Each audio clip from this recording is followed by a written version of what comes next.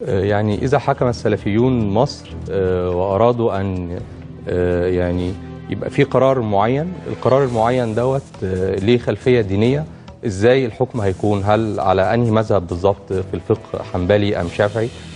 هل يعني سيحرم السلفيون الموسيقى؟ هل سيمنع السلفيون ظهور المرأة في التلفزيون زي ما شفنا ان مفيش حد من الاحزاب السلفيه رضى ان يطلع صوره احد مرشحاته وحطوا مكانها ورده؟ وهل سيصادر يعني على الفنون زي التماثيل؟ كيف سيكون التعامل مع المتاحف؟ فكره المرجعيه الاسلاميه كيف يفهمها السلفيون وكيف سيطبقونها على الشعب المصري؟ واذا كان هناك امر فيه اختلاف يرى السلفيون أنه حرام ويرى بعض المسلمين أنه حلال، فهل سيجبرونهم بقوة السلطة على أن هذا حرام؟ أسئلة كتيرة قوي، أجاوب على إيه وأسيب إيه؟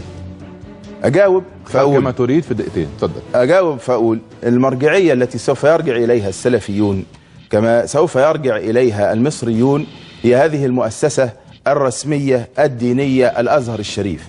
فالكلام عن المتاحف والكلام عن غيرها من القضايا دي قضية موكولة إلى أهل العلم والرأي والخبرة في أزهرنا الشريف المبارك، الذي يملك أصحابه أن يقولوا كلمة وقد قالوها في كل قضية من هذه القضايا. فعند التنازع حكم الحاكم يرفع الخلاف. يعني إيه حكم الحاكم يرفع الخلاف؟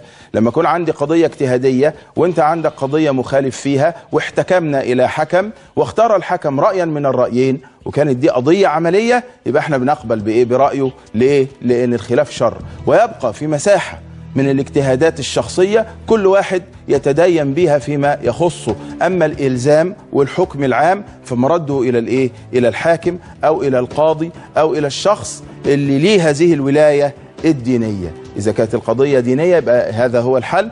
أما إذا كانت القضية سياسية فلازم ترد إلى أهل الخبرة، إلى أهل المعرفة، إلى أهل الدربة والدراية بالسياسة، هم اللي يحسموا هذه القضية. وده مبدأ بدهي في كل قضية تخصصية لازم نرجع فيها للمتخصصين إن كانوا شرعيين أو كانوا سياسيين أو كانوا قانونيين.